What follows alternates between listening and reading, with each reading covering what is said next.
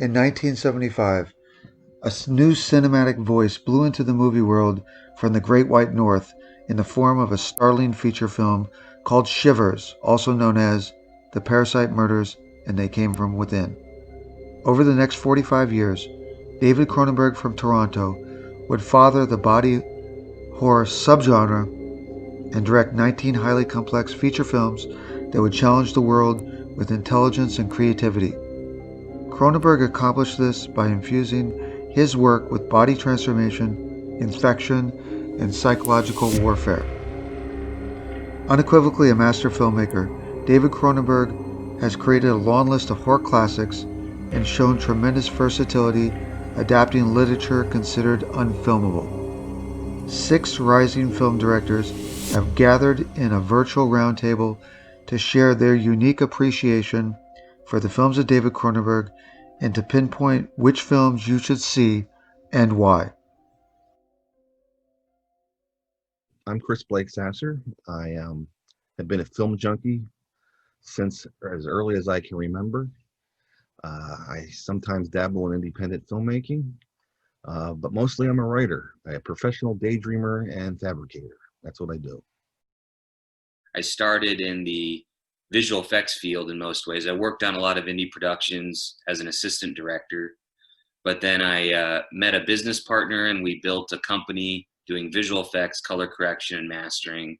So I did that on over 40 feature films. That company was called Lit Post. And we worked on mostly indies, helping them boost their production values. And so then in between and on weekends, I started writing a movie called Itsy Bitsy that I finally brought to fruition in 2019 is when we finished it. It took a couple years, as sometimes ambitious indie films do. And so, yeah, that's a little bit about me. Well, my name is Christopher Garetano, and I grew up with a profound love of all movies, really, but mostly horror films growing up. My parents owned a video store in suburban New York in the 80s, and I was exposed to everything. My parents didn't discriminate, so I saw everything from I saw everything from the Texas Chainsaw Massacre to a variety of early David Cronenberg films, which is tonight's subject. When I was a little kid, I was 5 years old. I was 6 years old. I was 7 years old. And at that same time, so I had converging generations of all kinds of movies in my formative years. And I think that between that and special effects makeup, which really was my thing when I was a kid, I was making backyard movies, but it was special effects that really drew me into filmmaking for the most part. And I was obsessed with Rick Baker and Tom Savini and George Romero, of course, and all of the movies that offered special effects. And one of the most insane moments in that time that just blew me away was Scanners. The effects in that movie are just, to this day, I think they're top of the line effects, and even in comparison to some of the most expensive computer generated effects, which some of them are beautiful, but they just don't compare to the viscera that's in that film. The tangible and tactile reality of Cronenberg's effects in that movie. And so all of that hit me really hard as a kid. I had a makeup kit around the same time, and it was my entire world. And that just continued on, throughout college. I went to film school. And then when I got out, I made a documentary. I started shooting it pretty much when I got out, called Horror Business. And I was always taught to make something somewhat based off of what I know. And what I knew was the struggles of independent filmmakers, and that's what the movie was about. And then I had a really, keen interest in perhaps a reality version of what I saw in everything from Stephen King to David Cronenberg films. And I made a docudrama called Montauk Chronicles.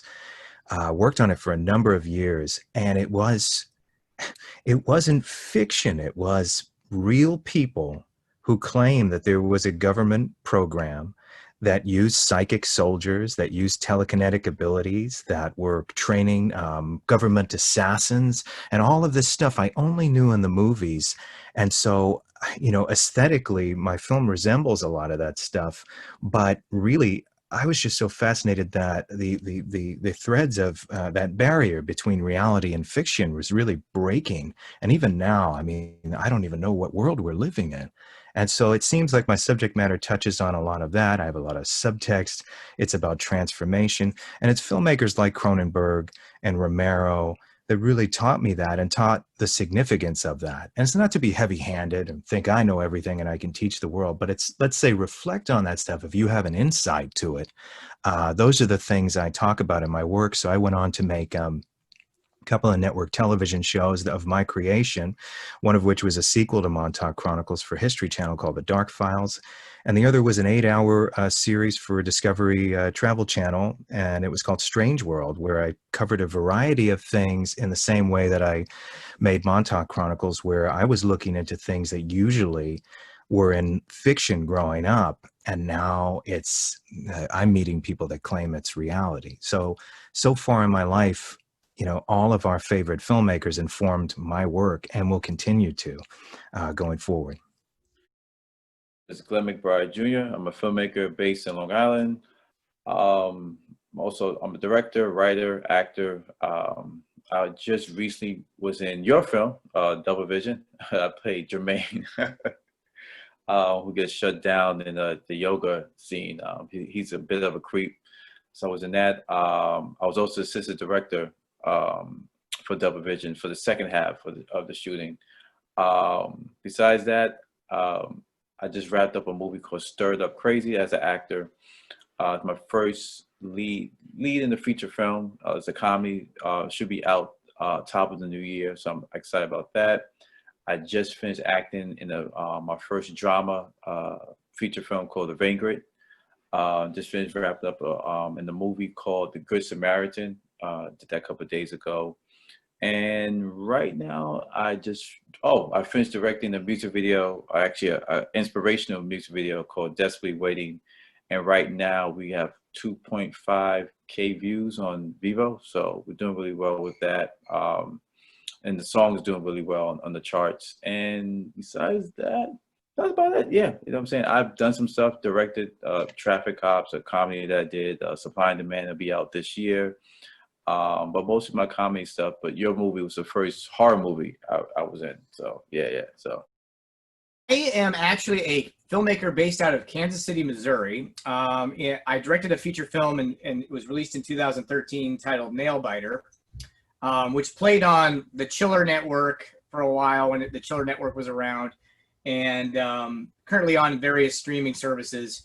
And then I followed that up with a movie called Enclosure, which starred Jake Busey and Fiona Dourif, but then was retitled by the distributor to be called Arbor Demon, which not my favorite title in the world. However, the film is in a lot of places. It's currently on Epix, and it's on Redbox On Demand and various other services. And then I followed that film up with a film called Belong to Us, which was a family film, which is currently on the Up Family Network streaming service. And then I now have a feature film that just premiered at Fright Fest in London titled I Am Lisa. And it is I would best describe it as kind of a revenge / werewolf movie. It's got some werewolf tropes in there. And film was shot entirely in Kansas City. It comes out October 9th, and they're doing like a limited theatrical release with it. And I think VOD after that. So those are the films that feature films that I've released. But Yeah. right now happens to be busy. I just had my first film ever released on a worldwide level last Friday, the 2nd of October. The movie's called Gruesome Threesome, which took 3 of my older films and combined it with the new wraparound. So it's kind of a little time capsule.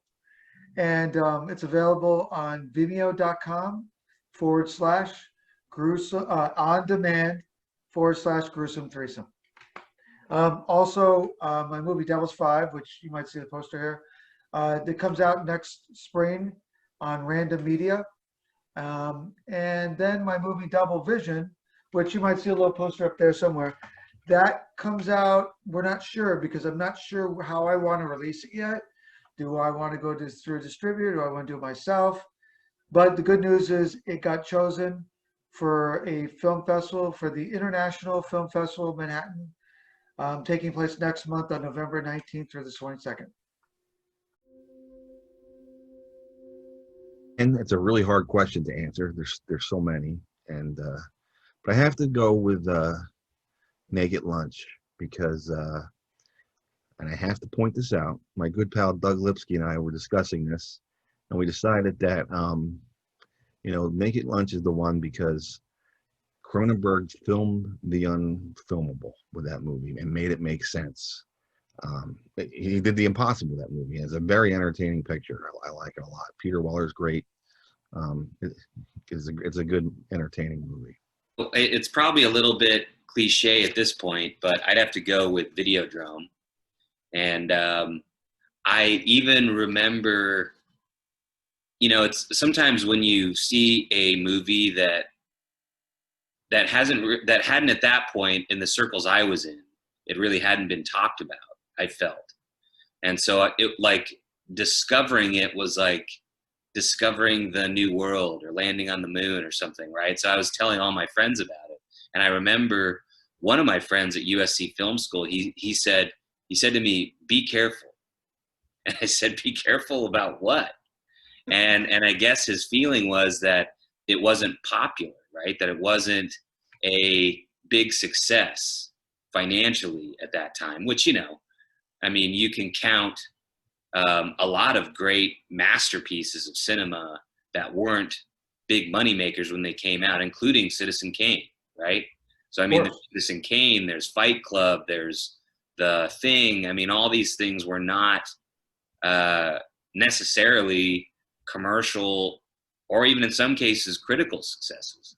And so it was almost like he thought that I had been infected or had the potential to be infected by this movie, like as if I was going to be a failure for having seen and appreciated this film, which is kind of funny considering the subject matter. Yeah. But now it's obviously, I think, proven to be a classic. Released by Criterion, you can't really get more high level than that. But I wrote a paper on it when I was at USC, and it really blew me away when I studied it. I'm amazed by all the layers, every formal aspect of the film. It was ahead of its time. The ideas are so profound. The surrealism is so imaginative. It really feels like a crystallization of his particular style that took things to a whole new level that I think in many ways was never matched again by him or anyone else. Wow. And the psychology, the philosophy behind it runs so deep, and it's not just about humanity, but the psychological and physiological evolution of humanity with its own inventions of television, later the internet, machines, dreams, stories, body modification, and even the evolution of human sexual desire. And so all this backed up by deeply coded imagery, filthy in a way, but richly dense, right? In terms of the production design elements, color patterns that heighten the senses, like deep reds and blues, very primary colors for emphasis and excitement, and hard lighting that always feels a little bit harsh. And at other times is used to create a sense of entrapment with bars and hard shadow lines. So it's really almost like a German expressionist film or an old film noir where, it used that type of hard swath lighting. And a kind of, with those lines, a kind of psychological prison that media has created for ourselves, populated with our darkest fears and desires. And the line between these fears and desires having become hard to differentiate. Yes. So, and I don't mean to interrupt you, but it even seems like what he was talking about then, we're experiencing now.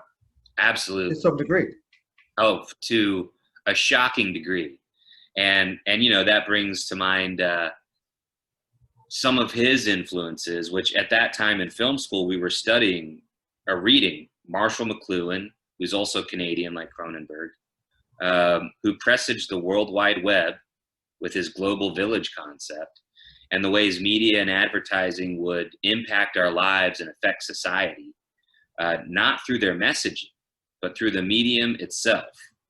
And also, Marshall McLuhan had a brain tumor, which is relevant to this film. And, and then there's Laura Mulvey, who discussed the male gaze in patriarchal cinema. So we had been introduced to these ideas of visual representations in cinema, the voyeurism and women as the objects of the male gaze and desire, is also something at play here, I think. You know, Max Wren, the lead character, shifts in a way from the male gaze to becoming the receiver with a literal vagina on his stomach, where he receives new orders and information. But it's also a source, you know, that entry point is also a source of power and reconfiguration, such as the example of when it eats Harlan's hand when he puts in the videotape and turns it into a bomb. Yeah. Do you think anyone else could have made that film? Oh, absolutely not. No, that's what I'm saying. I think it is the sort of perfect crystallization of that period of Cronenberg's cinema. I mean, from the first frame of Shivers, right, up to that point, that film nailed it. And I mean, he continued to make great films in the body horror genre after that, you know, all the way through up through Existenz. Yes. But yeah, that was the one for me if I have to pick one. So anyway, with those gender representations, you know, maybe I'm pushing it, but there's something interesting going on with those in the film. It was a really innovative cutting style for suspense, even for character development itself, such as when Nikki burns herself with a cigarette, he says, "Nikki, don't." She hands him the cigarette and lowers her brassiere as he whispers, "Nikki, don't," and looks at the cigarette, and then cut. Right? You don't know what happens next. What was his choice? Right. And we're left to wonder it. And similarly, the cutting's also used to align our experience with Max's by cutting from what we assume is one of his hallucinations to a completely different scene or waking as if from a dream, to wonder what is really happening. What is reality and what is hallucination or a dream? And as the narrative itself whirls deeper and deeper into these hallucinations, where the main character, you know, like him, we no longer know what's real and what is hallucinations brought on by the Videodrome tumors. The idea is that what we consume is not harmless. And what we consume shapes and even creates our reality. Mm-hmm. It redefines our egos and personalities, in which we even create new names and personas for ourselves. So like you're saying, I mean, that relates perfectly to social media and the internet and Instagram and everything we're living through right now. So it becomes a conscious waking dream that we join and we all become a part of, even as it literally mutates our being, controls our actions, and consumes our life force. This is all in this movie, right? Yeah. Yeah. And if this doesn't sound like the world we live in, it's because you're either living in Alaska or you haven't woken up from the Matrix yet, right? Yeah. And so our neuroses are fueled to deeper and deeper levels of obsession by carefully constructed content, some of which now are chosen and thrust upon us by AI, another one of humanity's inventions. So for me, Videodrome is a beautiful and profound surrealistic masterpiece that leaves an indelible mark on the mind. But like the best Cronenberg, the intellectual concepts aren't just talked about, they're shown. and the metaphors become literal flesh that, along with this kind of secret agent assassin narrative, right, that drives the plot forward, leaving the viewer to wonder what is real and what is exactly happening to Max Wren. The perpetrator in the form of this exploitation creator becomes the victim by being infected with Videodrome, and then becomes a violent tool being used by powers greater than himself, and then perhaps a freedom fighter. But on this last point, you're left to wonder, what is he fighting for?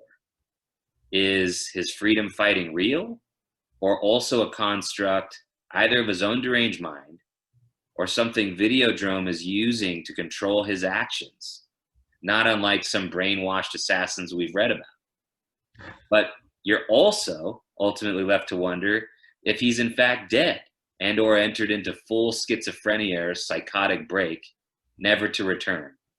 At the very least, like humanity itself, Max Wren is permanently changed by what he's seen. He's been infected with and transformed by it, physically and mentally, and this is a part of his evolution now and his new reality. I mean, can you think of a better metaphor for the world that we're living in and humans' relationship with technology and media? It's genius. I mean, it's highly entertaining, intellectually ambitious, and was so ahead of its time and right on that each societal shift we've experienced since can be seen through its lens. And so, to quote Dr. Brian Oblivion from the film, there is nothing real outside our perception of reality, is there? You can see that, can't you?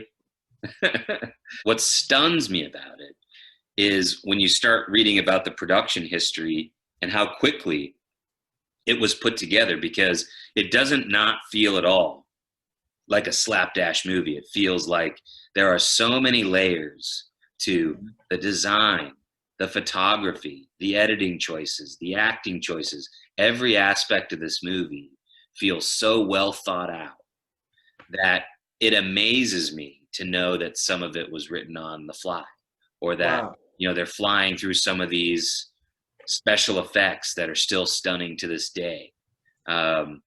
It blows my mind. I thought about this beforehand, of course, and I'm always going back and forth with my favorite Cronenberg film, but I think like the ultimate Cronenberg movie, for a lot of reasons, and I'm happy to talk about why, is The Fly, is his version of The Fly. It is I think it's his masterpiece. I think it is the ultimate, for what I grew up knowing as David Cronenberg and the subject matter he consistently explored. For my favorite Cronenberg movies, The Fly is where it's at. It's his masterpiece. One of my favorite movies of his has to be The Fly. You know what I'm saying? I love that movie. It has a lot of, just besides the horror, there's a little bit of romance in there, you know, the main character and the girl, and it has this Beauty and the Beast kind of thing, a little bit in there. I love the effects. The effects are really dope. For that time, you know what I'm saying, what he did and everything, it was really dope, especially the ending when his character is having that battle. He throws up on the guy and he's burning up and everything. It was cool, you know what I'm saying, for that time. And even now, you watch it, it doesn't come off as cheesy, you know what I'm saying? So I would say that one. I think that was like one of his big commercial success films was The Fly. So that's one of my favorites, is The Fly. It's a tough call, and I would probably have to say I would have to lean towards The Dead Zone, only because it's also one of my favorite books. It's a Stephen King novel, and every time it's on TV, I watch it because I just get hooked by it. And the performances by Christopher Walken are fantastic. Tom Skerritt's great in it as well, and there's just a lot of cool stuff about it. It's kind of a lot more influential than a lot of people realize. I mean, there's a lot of things about it that I think have permeated into other movies that were made later down the road. And so one of those movies that for some reason it holds up, even though it's it's from 1983, but it's one of those movies when you watch it, it doesn't feel dated. It's maybe just the way they shot it. It's a very cold, I think he shot it in Canada, I'm pretty sure. It's very cold. I don't know, the movie just continues to hold up every time I watch it. The score is fantastic. The way the movie is, the story is told, it's kind of in segments. You've got the segment where you know, Walken's looking for the serial killer, and then he's helping the boy who falls through the ice. And then the final segment is kind of his dilemma with the politician who he touches and realizes is going to cause World War III. So it's a very interesting the way the movie is set up, and I just I don't know, it's always stuck with me, and I would consider that my favorite. It's a really tough choice because he's made a lot of great work and he's such a unique individual artist that's out there. One of the great genre horror filmmakers of all time for sure, even though he's made films outside that genre. When I think about it, I think my choice would have been different if you asked me 30 years ago, when I was in a different headspace, probably different maturity, different level of making movies. At this point, I went back and I watched most of his films, end up seeing actually 3 films I had not seen of his.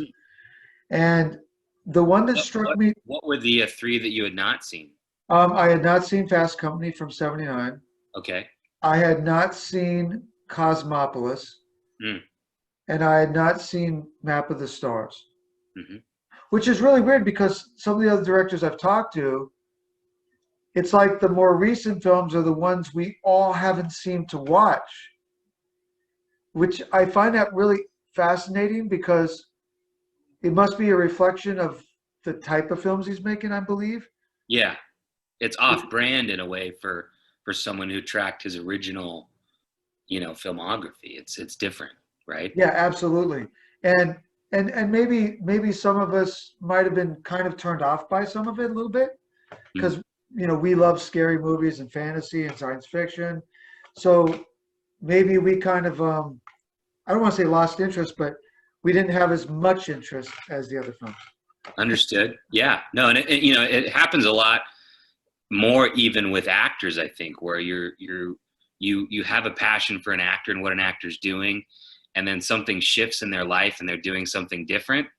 And it doesn't mean that you're on board with that just because they changed and became something else, which is their prerogative to do as an artist, right? Like even in music, Bob Dylan. I mean, how many times has Bob Dylan reinvented himself? It's Exactly. But to answer your question, the film that really struck me this time, and I had seen it when it came out in the theater originally, and I liked it then, but probably like it more even now, which is The Dead Zone.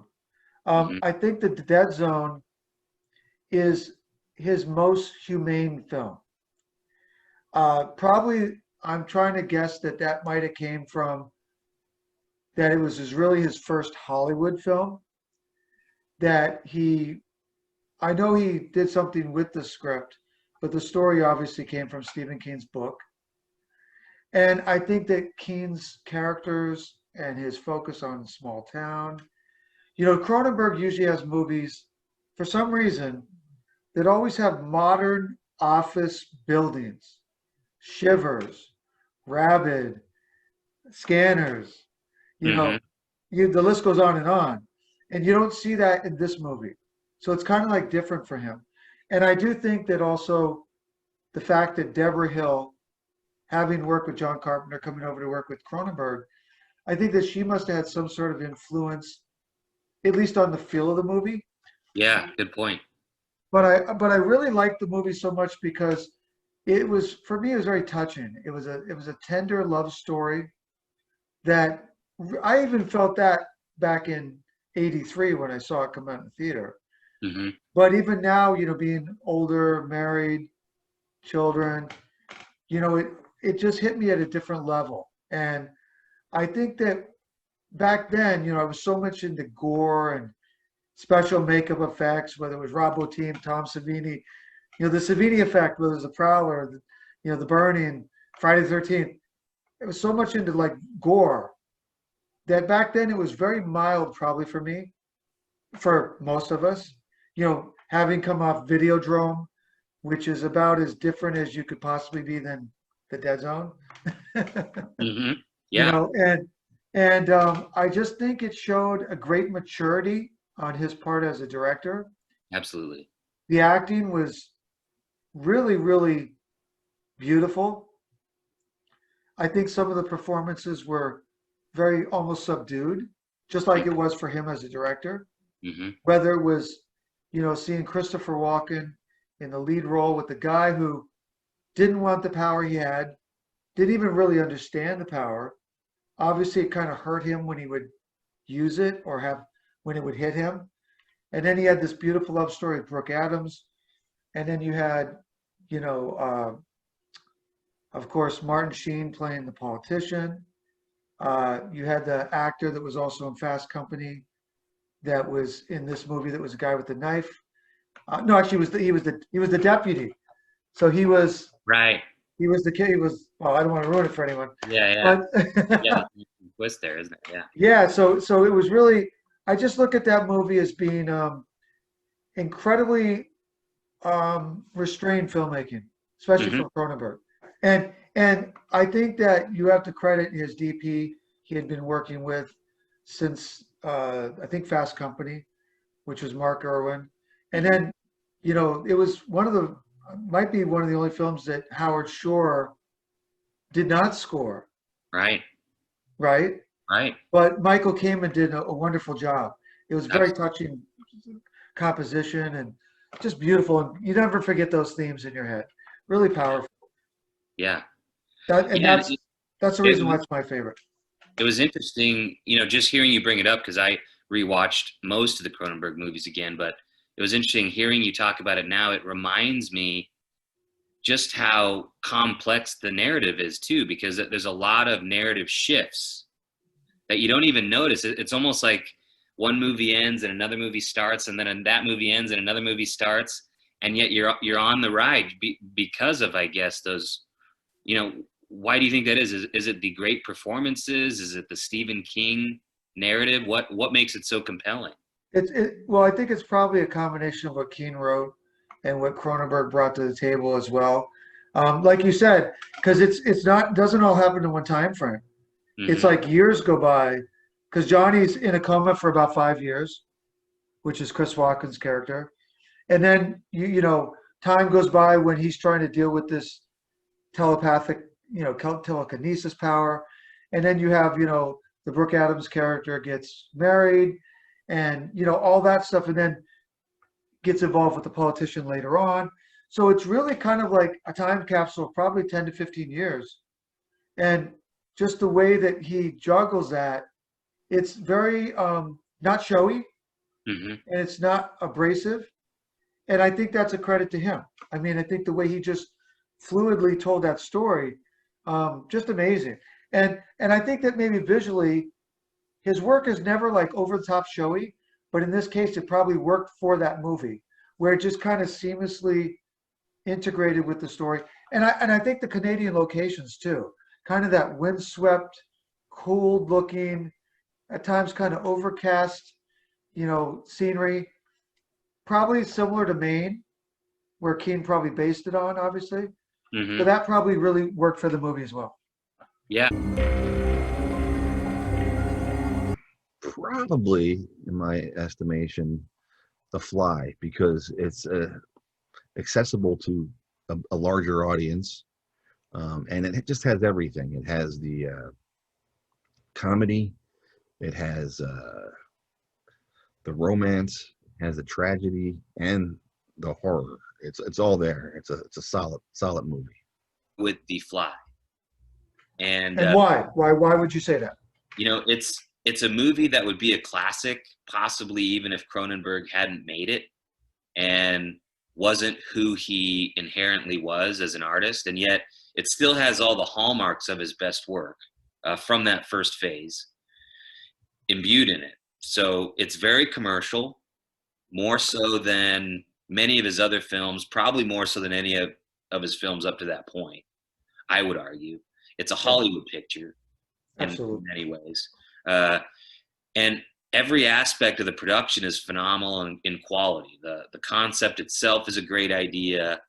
The script is very engaging and thoughtful and well constructed. The production is slick and yet seemingly without artistic compromise.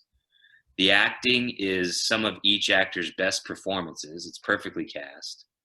The characters are just dimensional enough and have great twists to them, and they don't end up like you expected they don't end up to be who you expected them to be when you first met them. Yeah. In the opening scenes. And so, and the special effects, Chris Wallace, I mean, the special effects are astounding. And it's another example, like John Carpenter's remake of The Thing, where the remake was able to make such a better version of that story that it becomes the version of that idea, and it's hard to top. Even things that are slightly similar to it are be compared to it, right? That's how classic it is. And so, and one thing too that I think it's got that not every Cronenberg film has is humor. Yeah. It's fun. It's fun at times, not in a goofy way, but Goldblum and Davis in particular find fun moments and humor with each other that adds a levity to it and makes it repeatably watchable. And even with all the darkness and serious themes and even more serious consequences, it has that. It's a classic Icarus type structure that works really well throughout history. But it's a fun ride in a sense. It's almost a popcorn movie, almost, not quite. I understand, but you care about these characters. They have dimensions, especially as Brundle begins to wonder how much of him is human and how much of him is now the Fly. So the film deals with the dangers of ego, the power of science, the beauty of love, the strength of the human mind and spirit, the human tendency to betray and use each other. All these things are in this popcorn movie, essentially, right? Yeah. It's wonderfully complex and yet simple and elegant, like when a masterful painter does a simple portrait that somehow carries all the weight of their experience. And kind of like Goldblum himself, the movie is nerdy chic. It makes science kind of sexy and cool and dangerous, right? The quality is such that even the moments when a stunt performer takes over from him, when he's doing those kind of gymnastic acrobatics, it's so well done that I can't even see a difference. I don't see the stunt person there. I see his character. That's amazing. I know that Brooks' film must have had a great impact on the film as well, but I feel like it's a great example of when a studio picture is made in collaboration with an artist where something greater is truly achieved. It's the best looking film in his career up to that point, in every technical respect. And the craft people behind every aspect of it, including Cronenberg and the actors, are at the top of their game. So it's technical perfection and repeatably watchable. It manages to, I think it's even I think it was for me, and it may be for other people, a great entryway into Cronenberg for a younger person, I think, because it kind of manages to be Cronenberg light without feeling like it's pulling any punches, you know what I mean? Yeah. Anyway, it has a lovely story while balancing the fun of a Frankenstein story while still maintaining the through line of Cronenberg body horror and psychologically intelligent themes. So. Again, that's tough because I love some of his later films immensely. I really enjoy Eastern Promises. I think it's one of the most unique gangster films ever made. And I guess History of Violence is a gangster film as well. It's really subjective. I could go back to The Fly and say that for many reasons, okay, so one of which, what a brilliant retelling of a classic, horror film, Vincent Price in the original Fly. What a brilliant remake. But it's not just that. Think about all of the subject matter and subverse that Cronenberg got into. He got into disease. It was the time of the AIDS virus. He got into, the man predicted Elon Musk many years before we knew who he was. Seth Brundle is Elon Musk. I guarantee you Elon Musk loves that movie. If you've seen interviews with him, he reminds me of Brundle. And I think at some point, Musk has the potential of creating something ambitiously like Brundle was creating the transport, and it's swallowing him up by a mistake. And that's, if you go back to Crichton's and Spielberg's Jurassic Park, it's the same thing, where, Jeff Goldblum was in. And he even talked about standing on the shoulders of giants and going too far and before you even knew what you had. And that's what Seth Brundle did. He wasn't a bad person. It was, because of his fear of transportation, and he got car sick, that he wanted to solve a problem. And he was an ambitious guy, but not a bad man. I mean, I would say it was a very dark and subversive and visceral and horrific version of a superhero story. It's kind of like Spider-Man in a way, but a really horrible. Oh, and also, if you've ever read Franz Kafka's Metamorphosis, Gregor Samsa is the character that turns into the bug in Kafka's story. That's also Seth Brundle. I'm sure that informed Cronenberg as well. So many things, and the makeup and the characters, the Stathis Barnes, who, you hate right away, actually turns out to be a really good guy. Like he's pretty much sacrifices his life at the end almost to save this woman that he cares about. So where you think this guy's just a total scumbag, he actually turns out to be a good guy. And Brundle becomes the bad guy. He becomes consumed by what's happening to him, disregarding the life of this woman that he is supposed to love. And is happy to murder her and converge into some weird being because he continues to be this explorer. It's very Lovecraftian. And I think it's the ultimate Cronenberg thing because it was a successful studio picture and it continues to reach audience. It was just recently parodied on Saturday Night Live. So, it's something that will continue to reach generations. I think it's one of those movies that will always be. And it's my favorite Cronenberg film. I think it's his best movie. I would say Videodrome. You know what I'm saying? So when you watch that movie and you look at what's going on now, like they kind of hit on things with, even with social media, everybody being controlled by television and the underlying meaning with the messages on they're doing and everything with the television and how they, reprogramming people with television. So you watch that, okay, he was a little bit ahead of his time. You know what I'm saying when it comes to that. So now, I mean, everything. We watch everything on television. Everything. We get the news on TV, but not just television, just the media. You know what I'm saying? Our cell phones and our laptops. So he really kind of hit on the nail with the whole being controlled with the media and everything. And yeah, that's a dope film. If you want to, anybody that has not checked that out, that movie Videodrome was really dope. I like that. It's not one of the ones that maybe I would call my favorite, but I definitely think The Fly. It's interesting because The Fly is sort of like it's a great remake for one. It's considered one of the best remakes ever made. But it fuses a lot of Cronenberg's ideas about body horror, yet somehow manages to feel like a mainstream Hollywood film. So It was a commercial success, a critical success. Obviously, some of his later work got more Oscar attention, but I would definitely say The Fly is probably, from a technical standpoint, with the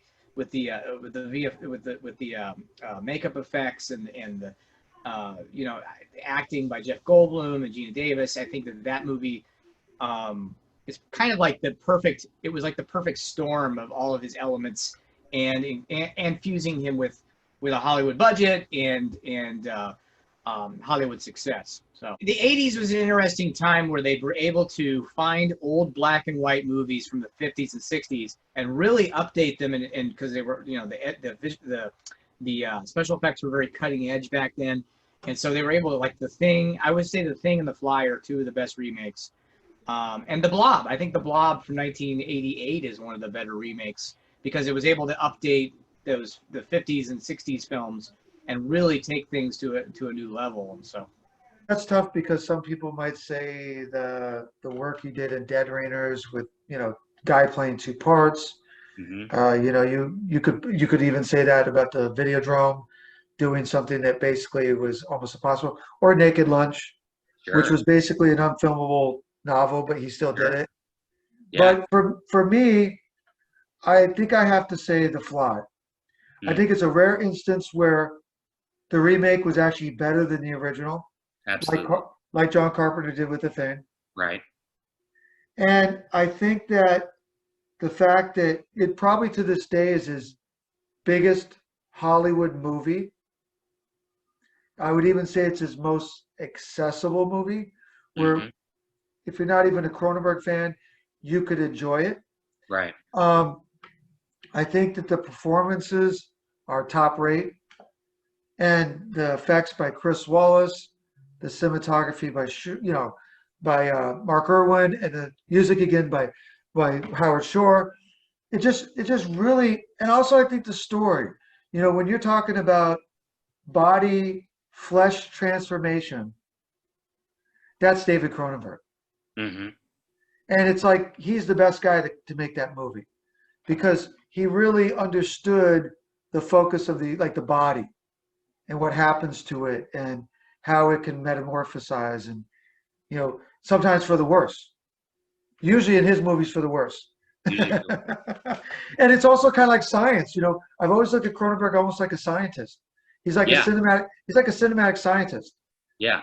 I mean, he's And certainly very intelligent with his science, right? It always has a foundation in a concept that is real, philosophically or scientifically.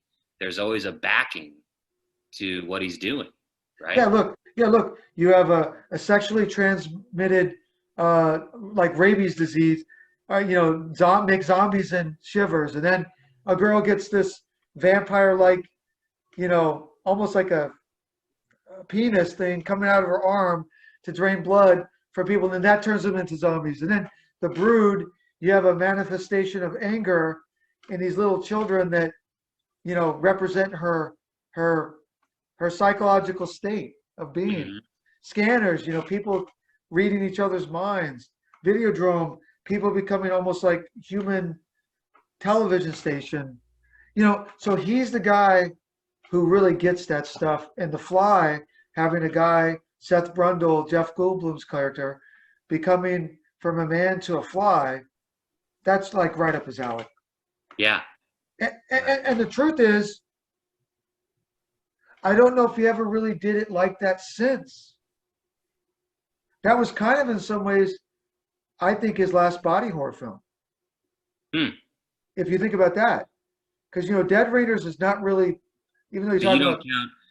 I mean, would you count Existenz as body horror? I guess you would, but I look at it, he seemed like a different filmmaker then Mm-hmm. Absolutely. versus like those first 5 or 6. I don't know why, but I see like that as the first third of his career.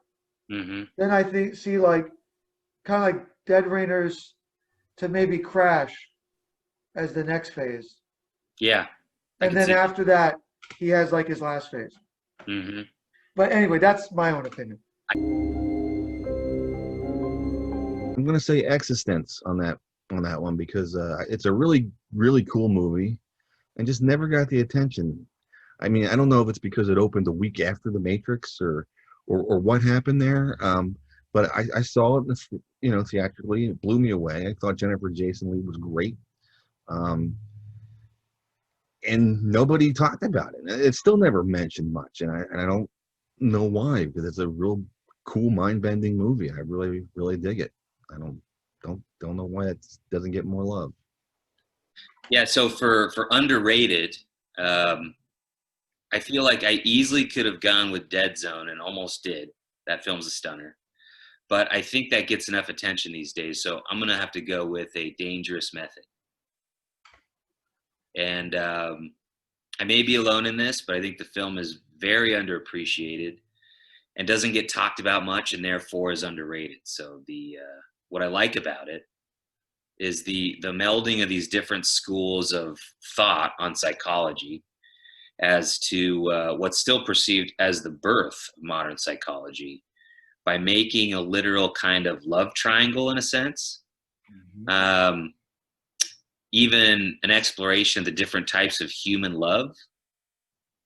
By making it personal, it makes these concepts more compelling and emotionally demanding, by making it intimate between these people. And it has an incredibly powerful and brave performance from Keira Knightley. I think it's one of her best. I think she deserved an Academy Award, at least an Academy Award nomination for it. And I think it says something about the Academy's prudishness that she wasn't even nominated or thought of. The film has an allure to it. I love the concepts it grapples with, and it does so without making any kind of definitive statement, as if someone is 100% right or wrong. It's more like the debate continues in a sense. And the messiness of the human interactions in the film shows the dichotomy between logic and desire, or human behavior, in a way that still manages to represent the heart of humanity as being kind, and humans searching for understanding and balance, both for themselves and for others. So I find it to be a complex but ultimately uplifting movie in a way, which I think is a refreshing palate cleanser amongst his work. Once again, that's subjective. I love the early Cronenberg films, everything from Shivers throughout The Fly, and Videodrome. Scanners is one of my favorite. It's informed a lot of my own work. But an underrated Cronenberg film, I think Eastern Promises. It deserved a sequel. I wanted to see another chapter. Such a powerful movie, an incredible film. I don't want to say a comeback for Cronenberg, but he did have 2 genre films, and Eastern Promises was one of them. And it was a bloody movie, a violent film, powerful movie, a drama. It had heart and soul too. And I think because it didn't have this ultra performance at the box office, we didn't end up seeing that second chapter of what happens with Vigo when he accepts being this crime boss at the end. I wanted to see another chapter of that film. So I think that's the most underrated Cronenberg movie. I would say, again, Videodrome. I don't think a lot of people was really into that. You know what I'm saying? When you kind of talk to people about his work, it doesn't really come up. You know what I'm saying? It's not one of like the big highlights of it. Of his work.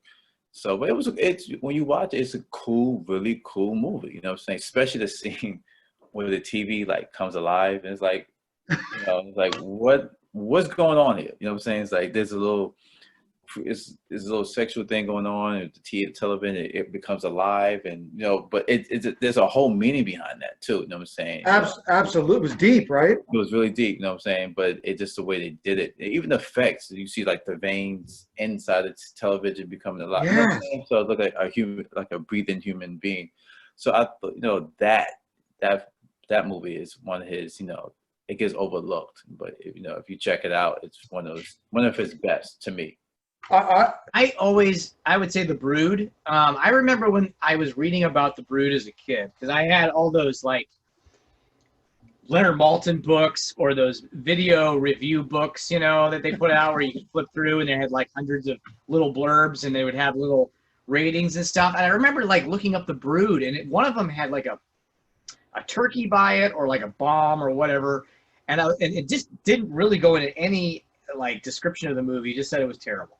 Well, then I finally watched it, and I remember thinking how creepy it was, and effective. And again, it's all about body horror, and it deals with divorce. That movie is probably the most interesting movie about divorce that I've ever seen, if you really think about it. And there's this tension between this father and his ex-wife, who's in kind of like growing these little children out of her body, and it's just there's something about that movie. The little kids that are creepily walking around with hoodies and stuff.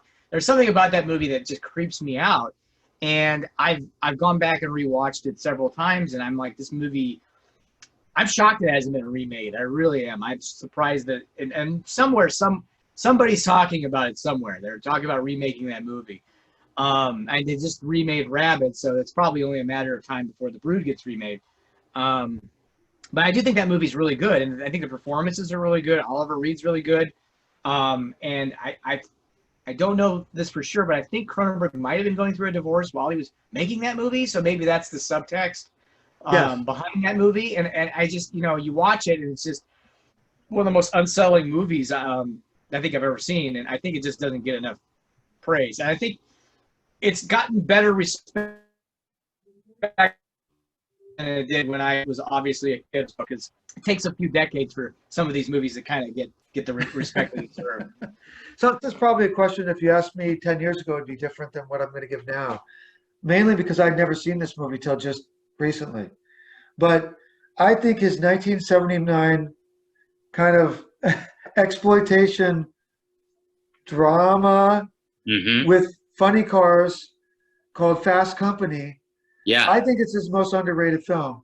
And I'm probably the only one that's going to choose that movie, which is okay. But I have a personal connection with the story. My father who passed away last October, almost a year ago, of cancer. He was a drag racer. My dad's name was Reed A. Wickham. And my dad used to take me drag racing during the time Cronenberg made that film. Huh.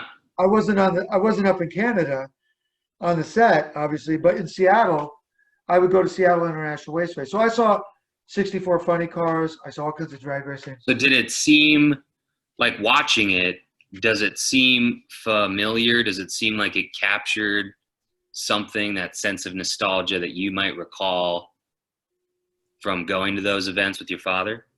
Absolutely, especially if you know anything about drag racing. There's a certain kind of look that the cars have, and there's certain speeds that they run at certain like eras. Like during that time, the funny cars, the nitro fueled funny cars, were going about 220, 225 miles an hour. I think they had about 3,000 or 4,000 horsepower, maybe 25 to 3,000 horsepower. To give you an idea, now they have 11,000. Wow. And they're going 100 miles an hour faster, like 330. Wow. So when I watched that movie, I actually see some of the cars I actually had seen when I went racing. Gordy Bonin is actually the main guy that drives the funny car during the movie. And we used to call him 240 Gordy. And so he's like the main guy. And I remember that funny car. You get to see the Blue Max, which at the time was one of the top funny cars, which was Raymond Beadle. So I grew up around those. And I actually, to this day, watch every race. I DVR them. And I actually have a fantasy drag racing league too, that I run it. So I know a lot about drag racing. So when I watch that movie, I see a lot with what I did with my dad. The way the track looked, the way the people were dressed. I was at races during that time frame. Absolutely. Yeah. So it's almost like going back to my youth. And the fact at the end, I don't want to ruin it for anyone, but in the last scene, having a nitro funny car chase down an airplane to stop it from taking off with John Saxon flying the airplane, from Nightmare on Elm Street, Black Christmas. How cool is that? Yeah. Interesting. I think what he was trying to do with Videodrome is really interesting. And it is a hard movie, to get. I think it took me a long time to appreciate Videodrome, and some of the, I can do without cigarette burning. I could really do without that. But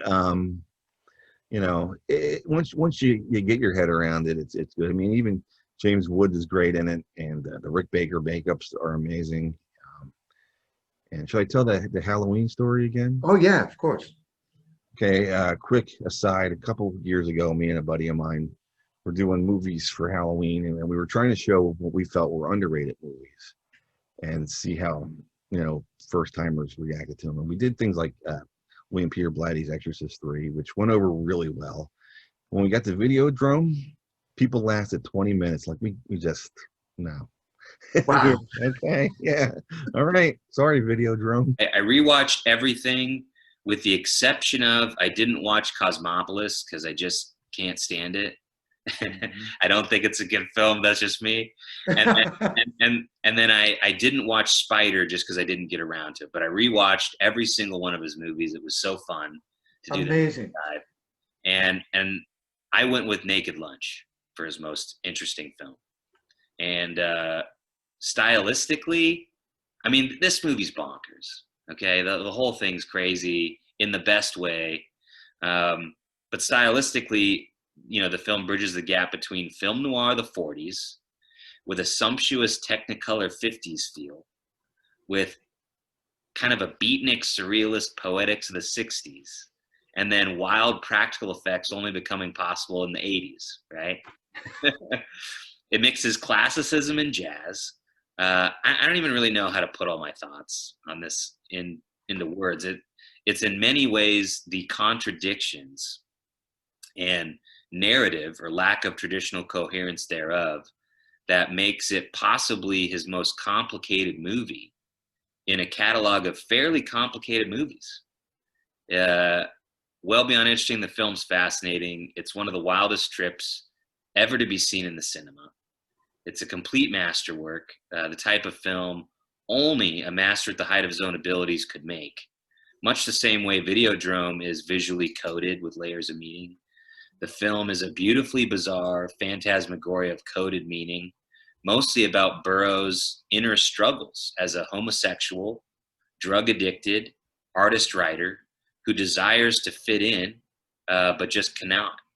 So he's a stranger and a loner, even amongst the counterculture or fringe characters in his own peer group. Instead of dreaming to be an artist, or the freedom and honesty of his homosexuality, or the euphoria of drugs, he instead, in the alter ego of Lee, fantasizes about being a relatively normal man with a normal job as an exterminator, plucked from obscurity like a Hitchcock protagonist, right? Like in North by Northwest, to be a secret operative who's then forced by accidentally killing his wife and other circumstances outside of his control by strange friends and bizarre manipulative associates to experience drugs and deliver reports in the form of writing on a sexualized cockroach and alien typewriter, agents who often speak from butthole-like appendages. Even the drugs are unusual. Bug powder, black meat, and mugwump jism, all standing in for heroin and opiates. And his homosexuality or sexuality in general is treated as a comedic or alien centipede-like, and then sometimes predatory, terrifying occurrence that is outside of his control and once again brought on by others and the larger cosmic forces at play. Sexuality in the film is also always something to be seen or witnessed by him or someone else. He's an unusual character in American cinema because he just goes along with what happens to him and reports on it. He doesn't behave as if he's acting of his own free will, whereas normally, protagonists have, in American cinema, have a goal and take actions towards that goal. This character has things that happen to him and doesn't even seem to fully remember writing the book Naked Lunch, which is his only, act of will in the whole movie. Yeah. Anyway, not just do I think it's Cronenberg's most interesting film, it's one of the most interesting films I've personally ever seen. Okay, so I've not seen every Cronenberg film, but interesting. They're all interesting. He takes chances with everything. And will continue to. I think he's going to continue to surprise you. I don't think he's lost any of his mojo at all. I think he's always trying to switch it up and try different things. The most interesting Cronenberg movie. Again, I think maybe Eastern Promises, because it's unlike any of his other films, but it has such a unique stylistic approach to the gangster film. By way of, let's say, as weird as Videodrome, but it's a gangster movie. Existenz was a nice return. That's really interesting movie. I liked it, and I think it's not talked about as much. I think it was a return to his early films in a way. Well, those are the movies. I'm fond of a lot of his films, and again, I appreciate every one I've seen, but these are the films that really got me excited. Some films he made in recent years, I think, were very experimental for him. He was trying different things, and I wasn't 100% on board with all of them, but that's the life of a movie maker, and a good one. You'll try a lot of things. He's fully capable of making movies like Videodrome and Scanners over and over again, but obviously he doesn't want to. Yeah.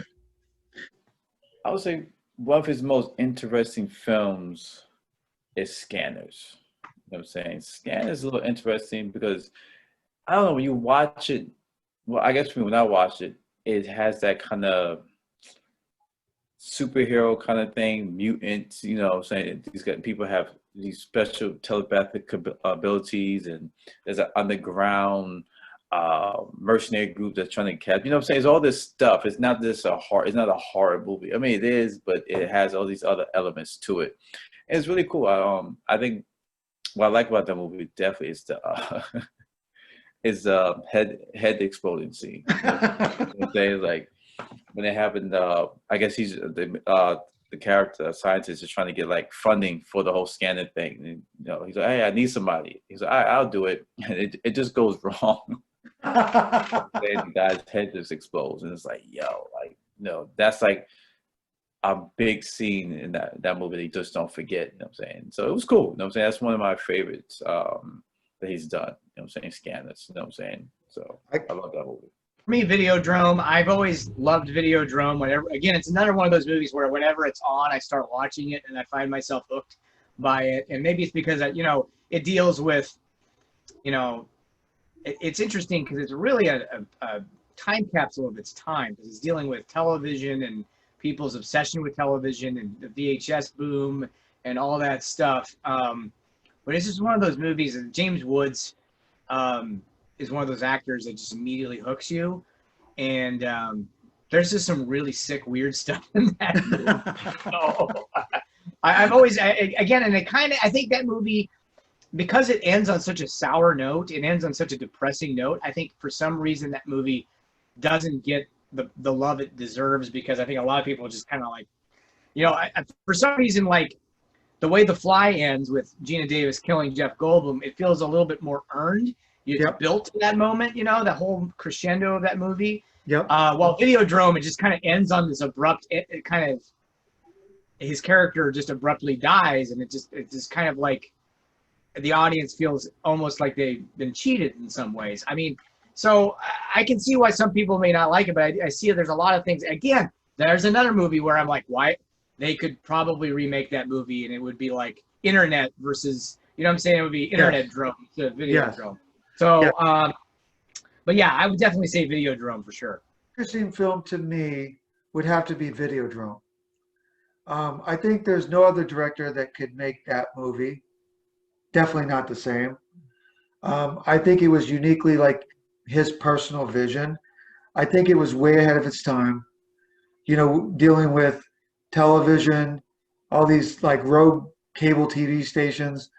You could almost relate it with the internet and our obsession with looking at phones and, you know, computers, having that kind of run our life now. And that's kind of what the story was then, shifting between reality and the surreal. And I think that the way he did that story, it was kind of hard to digest it initially, because I think he was ahead of all of us. So we kind of have to go back and revisit it to really get what he was trying to say. I think that, you know, the actors, you know, James Woods, Deborah Harry, some of the other cast that he's worked with before that's in that film as well, they were all completely believable and made you almost feel like you were at a pirate TV station watching these snuff films. And I think Rick Baker's contributions with effects were pretty startling. I mean, groundbreaking, having come off Werewolf, you know, combining the guy from Scanners and the guy from American Werewolf. That's a pretty good combination, right? Mm-hmm. And I think that some of the effects probably even challenged Baker because they were really different. You know, the guy with the cancer coming out of his face and splitting, and you have the TV set stretching out, and his hand becoming a gun, a human gun, his stomach opened up like a vagina. I mean, that's crazy, right? Yeah, it's wild. Yeah. So I think if you just look at all the aspects of it, and you know, the music by Howard Shore, the cinematography by Mark Irwin, all those things together, Ronald Sanders editing, who he always works with. Carol Spears, production design, all that stuff is very signature his team. You can see it. It's like no one else could have made that movie the same. That's a really hard one, again, because he's had some exceptional talent working for him. I mean, as I said earlier, I really like Jennifer Jason Leigh and Existence. I think Viggo Mortensen is really great with that dual type of personality he has to play in A History of Violence. He's really great in that. But it really comes down to two for me. Christopher Walken in The Dead Zone, which I think could be Christopher Walken's best performance ever. He plays he's not playing a kook, he's playing a normal guy, and he has this horrible, tragic thing happen to him. And he plays it with such melancholy, and he's so haunted, and it's very effective and very sad. Really great performance. Another one that doesn't get enough credit. But I think if I had to give it away, it'd have to be that Jeff Goldblum in The Fly, because he plays Seth Brundle as such a likably eccentric and quirky guy that there's, again, another tragic thing happens to him, and he portrays this pathos underneath 400 pounds of really great Chris Walas makeup, and it works. It comes through, and it's really disturbing and sad. And like I said before, I don't know who got an Oscar in '86, but Goldblum should have at least been nominated for that performance. It was really good stuff. There's a lot of good ones. There's a lot of great performances. I mean, this was a tough one because there are many fantastic performances throughout Cronenberg's work. He's amazing at grounding his shocking concepts with strong humanistic performances. I'm going to go with Jeremy Irons playing the Mantle twins in Dead Ringers. And, previously this film was so hard to find other than the old Criterion DVD, which wasn't even anamorphic, by the way. Right. Right. Now it's on Stars, and there's a fantastic Scream Factory Blu-ray. So there's just no excuse not to see this movie for anyone that has Got it. Yeah, you got to see it. It's a stunningly shot picture. It was his first with his longtime collaborator, cinematographer Peter Sushitsky, if I'm pronouncing that right. Yeah, they have a great relationship. My God. Yeah, they've worked together ever since. But it's low key in many respects. It has some technical issues where you can see the frame shaking for some reason on the motion control shots. But the film itself is kind of a slow descent into madness. But Irons' performance, playing the twin brothers, pushes the film along, right? As they begin to separate more and more before coming back together. And their unraveling, along with their sanity, continues with pulling at the very fabric of reality, where the film almost starts to tear at its own seams. And it's a fantastic example of the story and the tone being first driven by the main character's performance, who's playing twins, by the way, while then being supported by all the other formal choices in the picture, from production design to editing. And I love how he uses editing ellipses and shifts in performance, right, to play with the viewer's expectations on which brother is which in a given scene, right? Mm-hmm. And anyway, that's what I chose. And of course, while we're on the subject, his Irons' performance in M. Butterfly is similarly powerful. Yeah, and, absolutely. What an amazing two collaborations that those gentlemen had together. Reed was always amazing. In The Brood, he was great. Once again, going back to The Fly, different time and place in the world, Goldblum would have probably have been nominated for an Academy Award for that film, because think about the transformation and everything he had to bring to the table.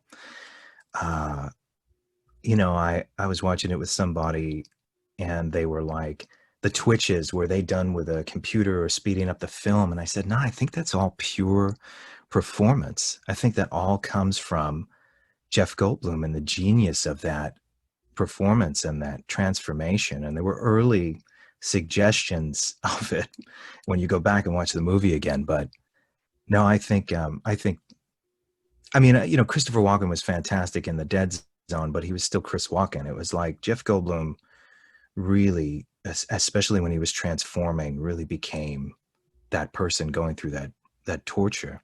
Yes. So yeah. I would say Michael Ironside in Scanners. You know what I'm saying? He doesn't get a lot of credit. You know what I'm saying? No. He shines in that movie. He's really good in that movie. You know what I'm saying? And yeah, him. I always liked his performances. He always plays the tough, crazy, but he doesn't get a lot of credit for his, No. he's not the guy in Hollywood, but he's like the A-list, but he's always a guy you remember, you know what I'm saying, in the movie, you know what I'm saying? Even if it's seen as small, you know what I'm saying? Like in Top Gun. Yes. You know what I'm saying? It's or like even his scene, oh my God, Major Pain. You know what I'm saying? He pops in and he's out, but it's hilarious. You know what I'm saying? So, Yes. So I'll say Micah Ironside. It's one of my favorites, and he's one of my favorites. He shines in that movie, Scanners. It is a toughie. I mean, I would probably have to go with probably Walken in the Dead Zone, just because of just the way his character is. It like you said, it adds humanity to the film. And Walken's an interesting actor where, like, he's usually playing a villain, or, you know what I'm saying? He's not normally playing the protagonist per se that has to carry an entire movie. And that movie, he makes it work. Obviously, Brainstorm, he did that in that movie. But normally he's like, he's playing the heavy in a lot of movies. So that's a tough performance, and it's memorable, and there's just a lot of layers to it, and his character goes through different changes throughout. So I would have to say, Videodrome, James Woods is great in it, but his character, he doesn't go through a lot of changes necessarily. He's just he's sucked into this sick and twisted world. While Walken has more of a transformation of, being one character and at the end being a different character. Yeah, I wrestled with this one for a while because there's a lot of tough choices. Goldblum in The Fly, obviously Jeremy Irons and Dead Rainers. You could talk about the performances in Eastern Promises and History of Violence. Viggo Mortensen was fantastic in both. For me, it was Chris Walken's performance in The Dead Zone. I think that in his illustrious career, it's probably his best performance, because Walken could sometimes go over the top or almost play with kind of like you think he should be. In this one, it's a little more subdued. He plays a little bit younger in the beginning part. This innocent guy is kind of a bookish nerd who falls in love with this girl. And then he ends up going into a coma, comes out with this power that he didn't know he had, doesn't even really want. He's lost his girl. There, isn't there? You feel that. You feel those years. And yeah. And I think he does it subtly, which is a credit to him, the script, and Cronenberg. And so I just think that he's someone you really care about. You could feel his pain of what's really hurting him. And you kind of root for him to kind of stop presidential guy at the end and I hate to ruin anything for anybody, but he has all these aspects to him, which are not just easy little simple things. There's a tremendous arc that doesn't just go one way. It's kind of like a roller coaster. And I think he pulls it off beautifully. And I think it's the role of his career, to be honest with you. I could see that. It's certainly, as you say, it's a very heartfelt film.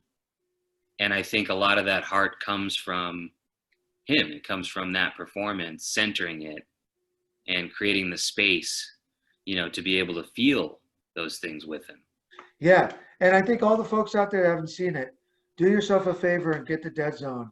I mean, you may think just by the title, you've heard it was a Stephen King book. Some people, I think, might just dismiss it because of that maybe weren't alive at that point, like some of the younger generation. But that would be a mistake. It's one of the best top 5 Stephen King movies ever made. easily, without Mm. question. And the other thing I have to say that I didn't bring up as far as best actor, and I wouldn't bring it up as far as a choice, but I also find it very fascinating that Cronenberg has acted in other people's movies, like Nightbreed with Clive Barker. He Yeah, was in Friday 13th he's 10. still doing a lot of acting work. Yeah, so he's in these movies as an actor, and I find that really, really interesting because a lot of directors are not willing to put themselves out like that. I think that takes a lot of balls. This was a hard one, but I'm going to go back to The Fly. The shot where they have Jeff Goldblum walking on the ceiling and then right down the wall to the floor, which they did with a set that was on a gimbal, is really effective. And there's no optical trickery to it. It's all physical, and Goldblum does it so well, crawling on the down the set. It's seamless and really effective. Really good old-fashioned, old-school stuff. Good Yeah. stuff. Somehow Hollywood needs to do a little more of instead of all that phony baloney now. Yeah, and Spider-Man would look better like that, I think. But And looking at the moments in Cronenberg's, filmography, which is, so vast and diverse. This was a tough one because I don't think of Cronenberg as really being that showy with shots, right? And I agree. when I think of a great shot, I think of Brian De Palma or Hitchcock or someone who's like taking a shot and doing something really astounding and a little show-offy with that shot, right? Sam Raimi, right? Yeah. Sam Raimi, yeah, exactly. And so that also made it tough. And so there was a shot in The Brood, there was a shot in The Dead Zone that were kind of on the runners-up list. But I went with A History of Violence, partly just to get A History of Violence on this list, right? In this Great movie, fantastic movie. And I went with the opening shot, which is it's the only shot that I can think of because there was a great oneer in The Dead Zone, there was a cool oneer in The Brood that I can think of that I saw, but I never noticed those. Right. Whereas this one, you're supposed to notice. You're supposed to notice this opening shot. It's weird. It feels weird. That slow move. Yeah, exactly. It's just a slow kind of movement, and it stays with these characters who you've just met. You don't realize until moments later that they've just killed a bunch of people, and you don't even understand why. Yep. And it stays with them outside until one of them goes in to fill up the water jug and you see the aftermath. Yeah. But really interesting way to start a film. And like I say, I think it's his most showy shot. And I know that's not easy. When Michael Ironside makes that guy's head explode in Scanners. Yeah. That's my favorite shot. Because again, it's another example of, look, we as movie makers should not be making movies for our peers or for, studio executives or some magazine or some fucking website. You're making a movie for the audience. So when I was a kid, all I had was Fangoria magazine, newspaper ads for movies that were out in the theater to fixate on, and my imagination. And so I didn't care about, like, what would we have, Siskel and Ebert at the movies or something? Like every now and then you'd be like, well, what are they looking at? And if they hated it, who cares, And it seems like people invest way too much in somebody who found a .com and just wants to yammer on about movies. I love film historians. I love people who appreciate pictures and that can tell us stories that maybe we don't know. Outside of that, it's pointless to me. The criticisms are all, art is subjective and you can sit and bash something, but I don't want to listen and I don't care. So, it's all of this stuff that is so exciting that just affects you in such a profound way and at a certain time and place in your life. And that's what I care about. And so what I'm getting at is a scene like that, and I read a little bit about how it was shot, getting back to the point, it wouldn't have happened because it was dangerous. It was a shotgun in a warehouse. That's how they made the head explode. Right now, they would probably find a way to do it in a post lab with a computer, but we all know it's computerized, so it's not going to shock you like it did in Scanners.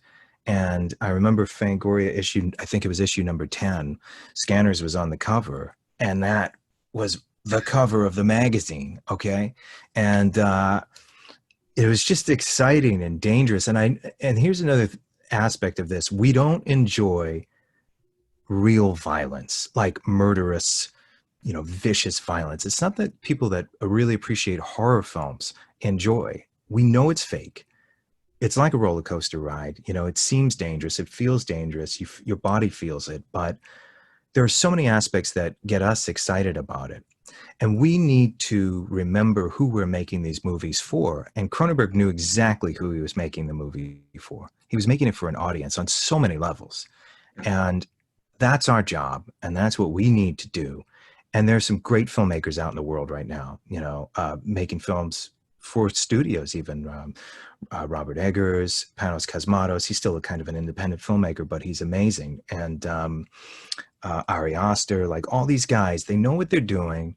They're making those genre films that we grew up watching, and we're doing it. We're, and there are a lot of people aspiring for it. I hope that there's another generation that doesn't try and make movies for their peers, for, film festival awards, all that garbage. It's not, I don't mean to insult anybody, but we make movies for an audience. You're telling a story for an audience. Go back to the purest form. And that's what Cronenberg did in those years and most of his career.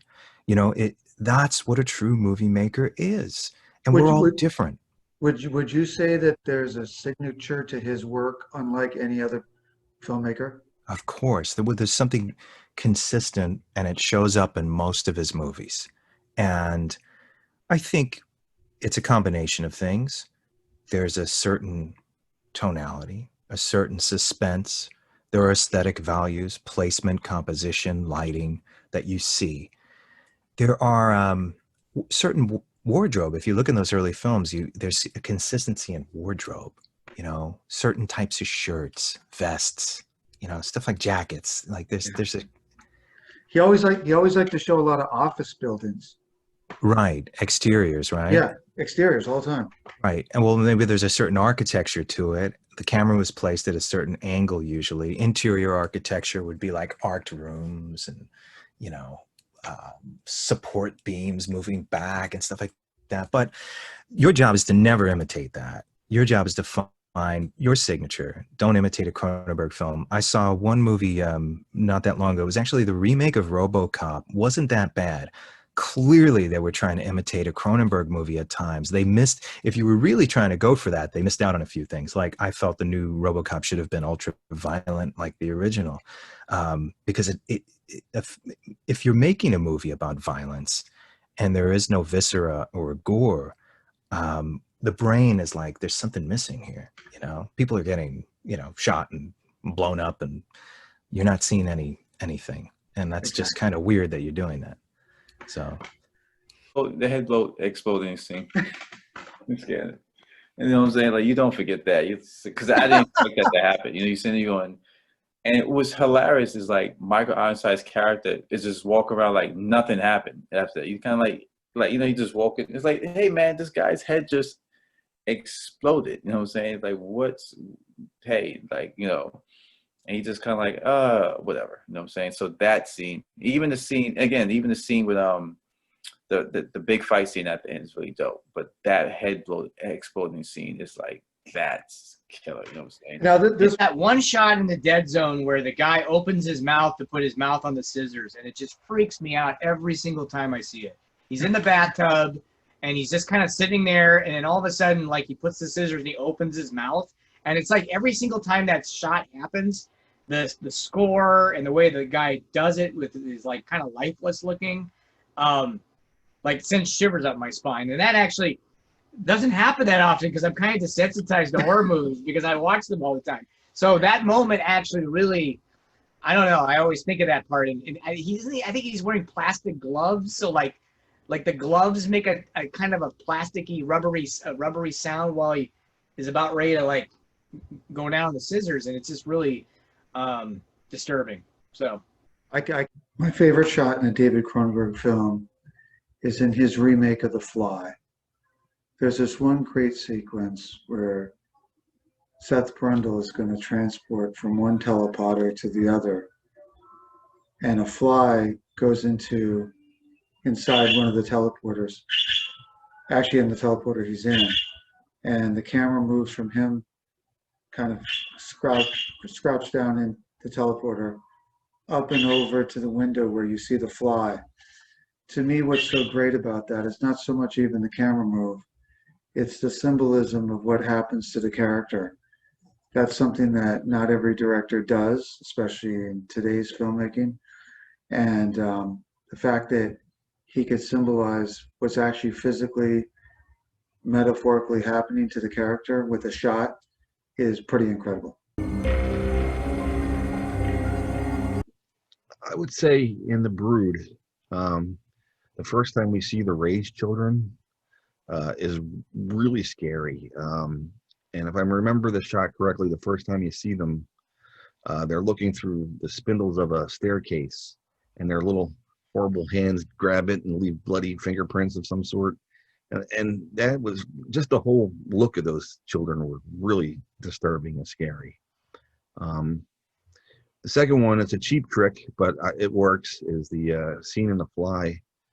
The first time we see Brundle teleport the baboon, and it comes out and we move in on the glass of the telepod, and it's the baboon slams against the glass, and it's been turned inside out. I mean, wow. I still remember opening night 86, the whole theater just screaming and yelling back. And it's such a, great jump scare, but it's so effective in how sad it is.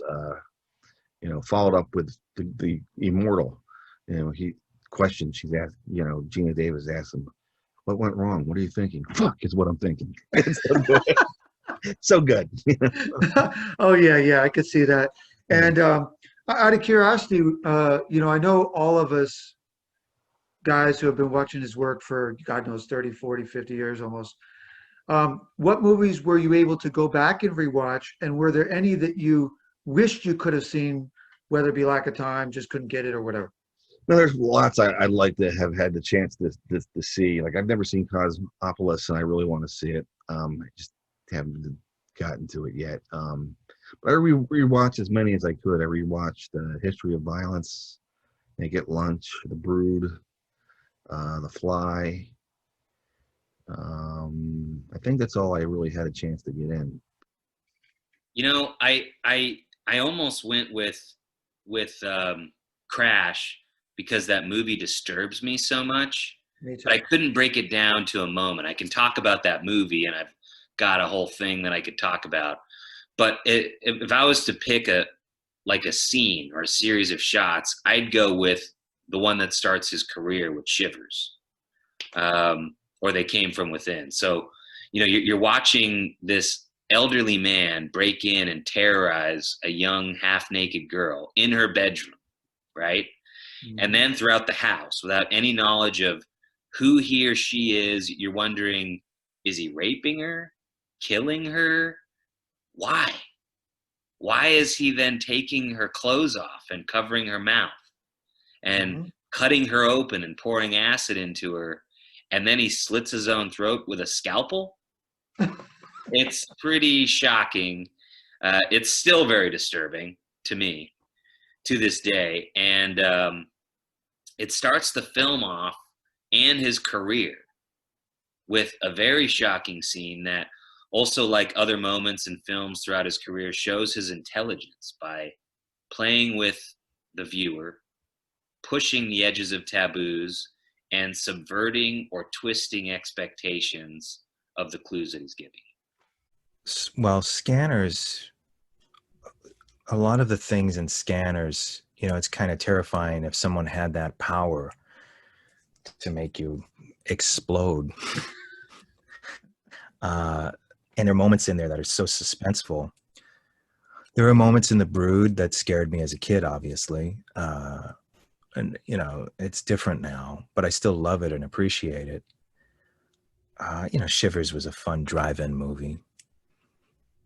I think The Fly still gets to me, because it's possible. Believe it or not, at some point we're going to have the same technology that Seth Brundle created in that movie, and those things can happen. In fact, if you do your research, and these are things I covered in one of my TV shows, we have the ability to merge DNA now. So in a way, if someone really wanted to, they could make what happened to Seth Brundle happen. They can transform you. This is being developed right now. We talked to people at DARPA for one of our episodes, and we discussed this possibility. And it's a real thing. And I'm actually going to go further into that in one of my new series, really looking at fiction. 2 of the episodes look at Cronenberg pictures. So he was onto something. He was very careful about, look at Existenz with the way VR is moving forward. VR is going to evolve into something much like Existenz, because right now it's so powerful as a visual medium, and you're deep and immersed in that experience. What are the downsides of that? I think the downsides of where it's going, and we don't know what can happen to us once we get there. Now, back to Elon Musk for a second, he developed something called Neuralink, which he revealed to the world over the summer by showing you 2 pigs that had it already embedded in them. Well, guess where that's going next? That's going into us. And a lot of people will accept it. So what's going to happen when we have Neuralink? What's going to happen when we enhance our DNA and that becomes marketable? We've been warned of these things in a lot of these horror movies, and Cronenberg has explored these possibilities and probably will continue to if he's inspired to do so. I'm sure he's looking at the same things I am. So he really explored things that were possible. And I think in a way, Cronenberg is one of the many prophets of science fiction of the 20th century, for sure. I think there's this throughout the entire 20th century, even now, but a lot of those filmmakers and writers and authors from H.G. Wells throughout Cronenberg and Stephen King all prophesize things that are happening in the 21st century and beyond. And it's all happening. All of it is. Now, the question is, did it inform scientists and engineers' imaginations? And that's why we have it? Or were they really seeing this? And I think in a way, and it doesn't have to be some mystical thing, we have psychic abilities. And we also have part of that psychic ability is to calculate through math, probability, and see forward. And I think a lot of that, when you have a very stark and vivid imagination and you're intelligent, Cronenberg is all of those things, that he could see forward. He read about technologies back then, things that were being developed, and could foresee through probability where this stuff is going. And I'm fascinated by that. So that's why another reason why I love his work so much, even more so now in my adult life.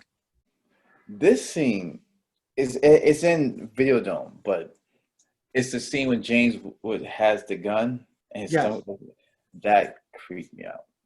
That creeped me out because I have a incision surgery, so it just like I have a giant skull in my stomach. So just watching that scene is like, oh my god, like how would you even, you know what I'm saying? He puts the whole gun in it. It just like that's the one that got you.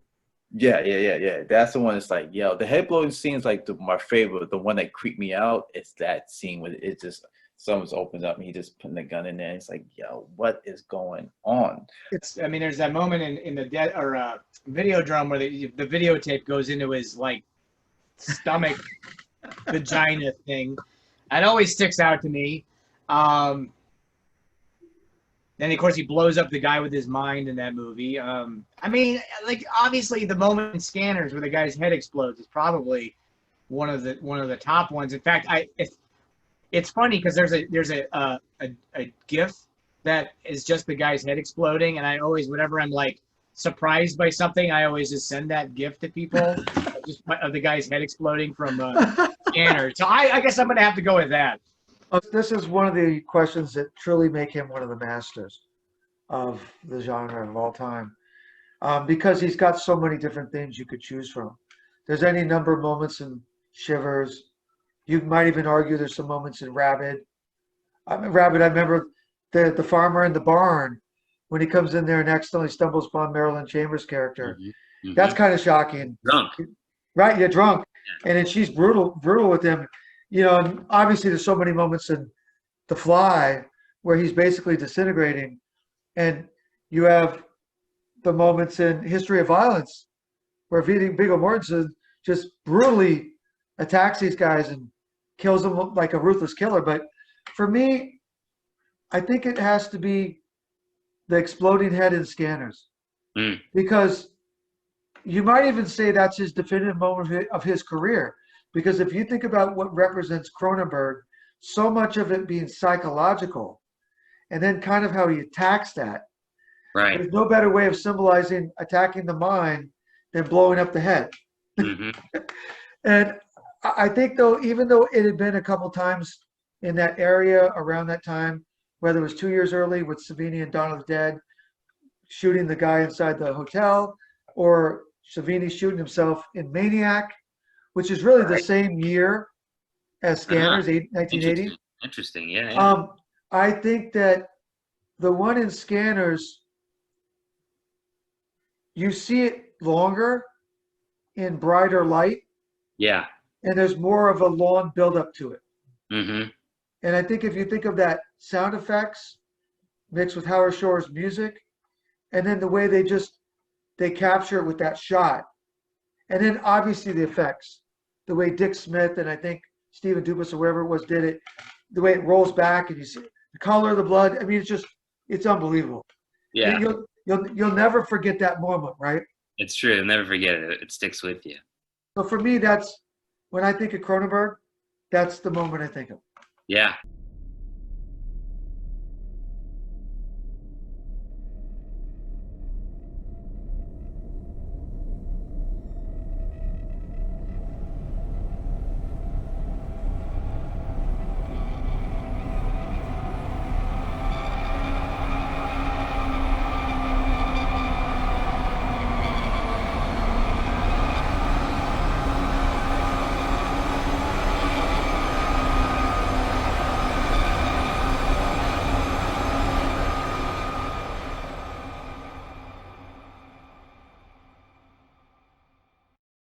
It's really easy to point to Re-Animator because it's such a fun movie and was just, summer of '85.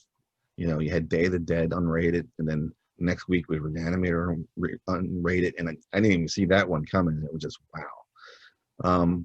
But I think From Beyond never got its due in its day. It didn't get released theatrically as wide as I remember Re-Animator going. And it's a really effective movie. The use of color in the movie is really interesting. It's got Ken Foree, so there's another bonus.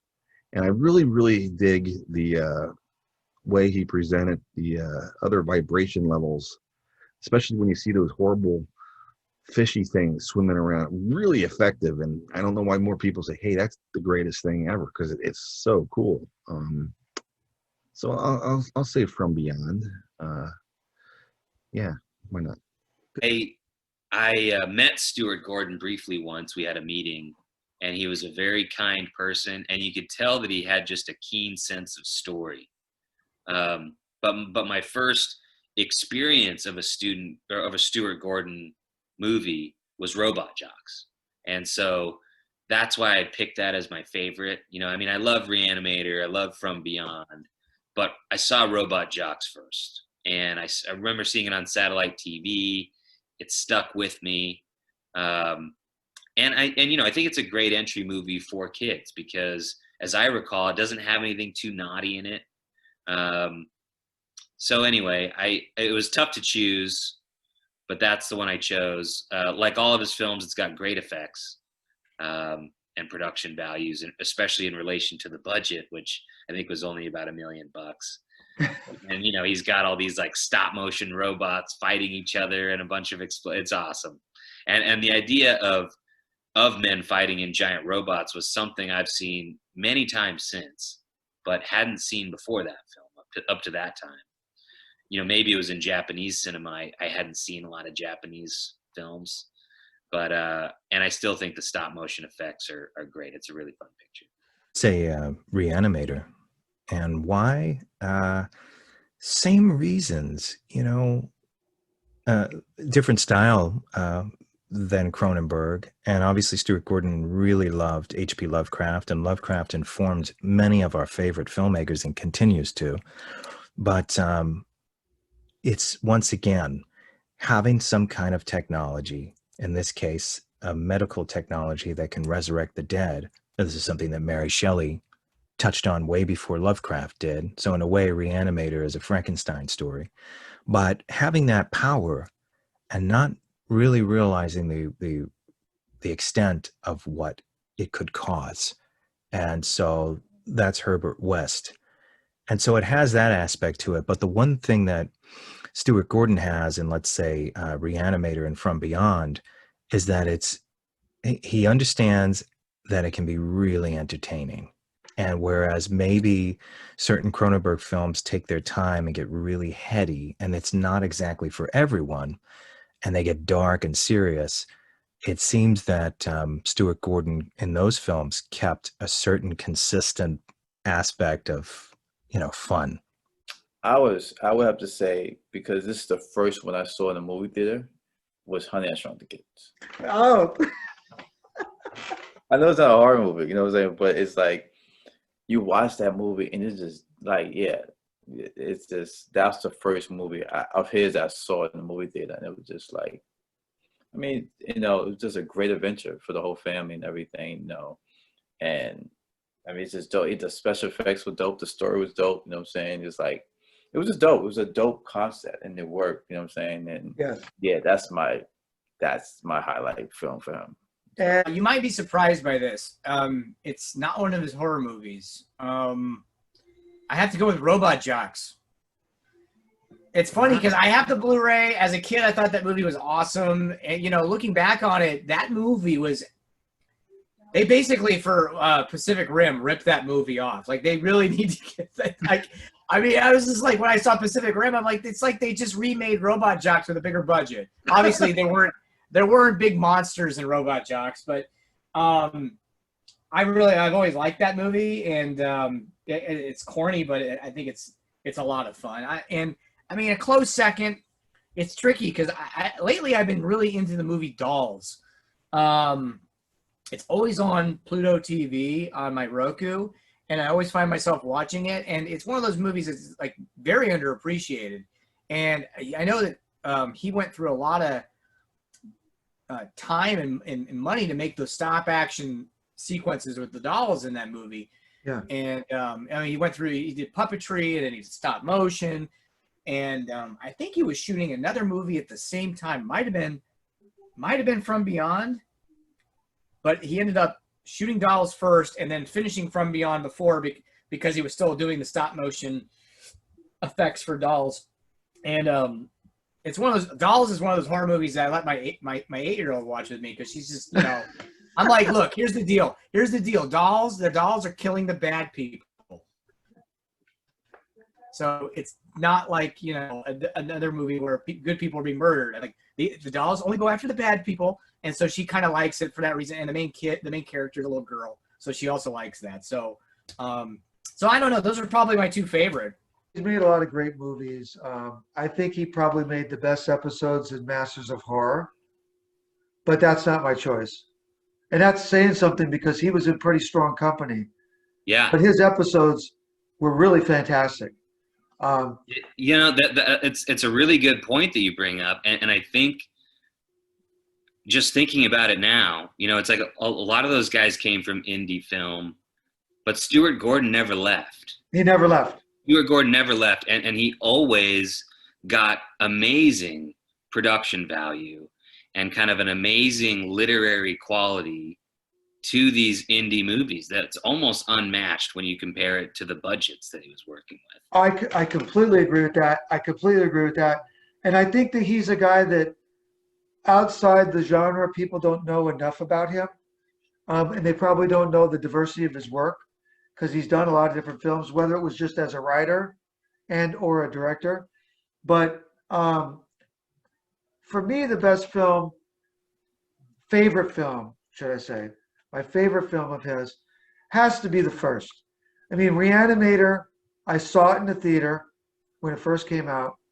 I think that I was not prepared for it. He kind of came out with all guns blazing. Yeah. It seemed like he had no fear.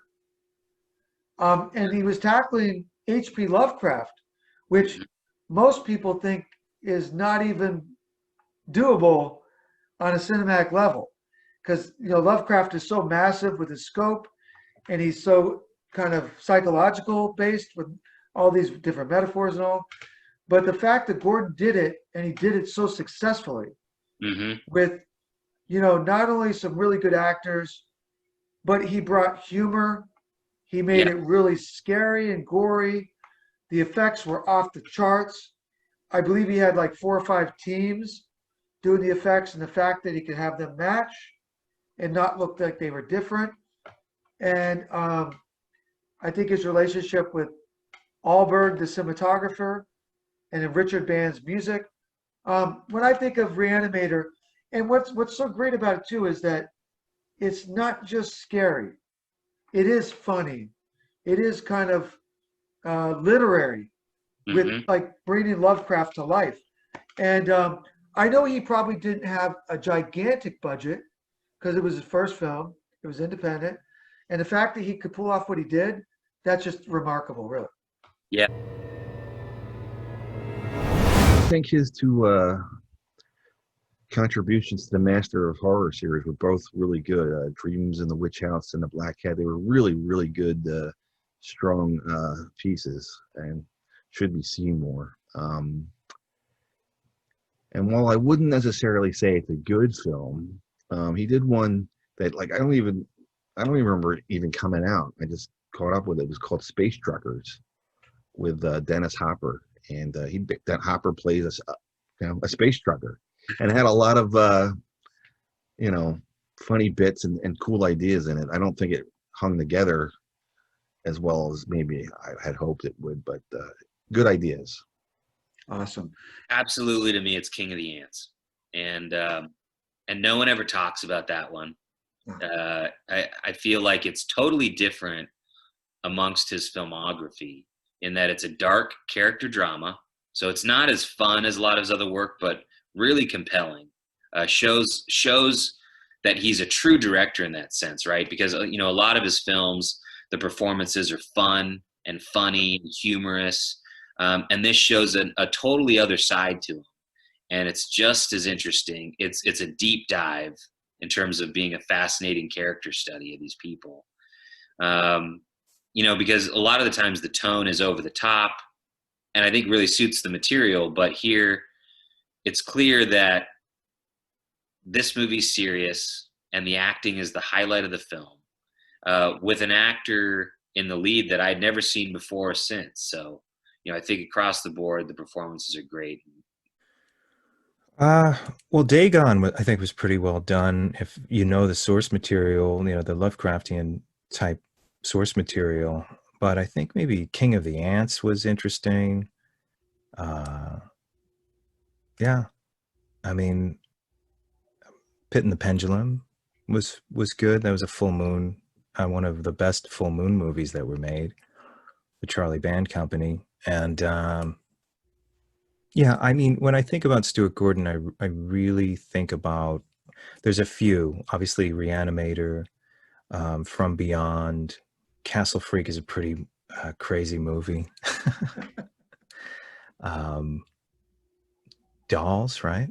Yep. Fortress. I remember Fortress. That was good. Yeah, I mean, again, when you mentioned Stuart Gordon, obviously I'm thinking of 2 movies. So I've seen a lot of his films though over the years, but I really just think of Re-Animator and From Beyond for the most part. Body Snatchers. Body Snatchers. I remember watching that. I think that wasn't a movie that I went to a movie theater to go see, but so that as a kid on Sundays, on Channel 11, it would come on and you watch it. You know what I'm saying? And that's his most, that's something that's overlooked. I don't know why it's overlooked, you know what I'm saying? Maybe that wasn't one of his big commercial films, stuff like that. But yeah, that's the one that's overlooked. You know what I'm saying? Back to Dolls, probably. I think Dolls is very underrated because they always kind of point to Re-Animator and From Beyond. People don't realize that he also wrote Honey, I Shrunk the Kids. That's like probably his biggest paycheck. I mean, that's probably the time he got like the really big money, was writing that movie. There's a movie called Space Truckers that, like, for some reason when I was in high school, I really liked it. I was maybe a junior when it came out, and I had the movie poster like on my wall in my bedroom. So, and nobody talks about that movie. I think that movie's kind of underrated. And it's got like Steven Dorff and Dennis Hopper, and they're transporting these outer space cows that they're square shaped, and just really bizarre, weird movie. But some of his later stuff, it's interesting. Funny story. I saw the movie King of the Ants at a screening in LA. I was 23 years old, and I was in Santa Monica at a small film festival, sci-fi film festival. And it was small, but it was for that. Do you remember Cinescape magazine? Yes.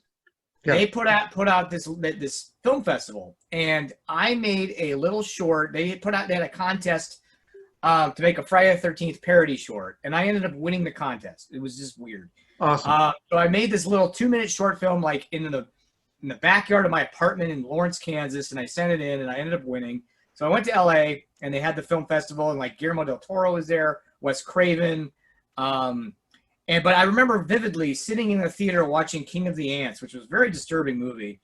But I sat behind John Landis, and it was like I ended up watching him the whole time, because he was like the whole movie. There's a scene where they beat the crap out of this guy with a golf club, and I think it's George Wendt beating the guy up with a golf club, and it's like giving him brain damage. And I just remember watching Landis just like really getting uncomfortable in his seat watching it.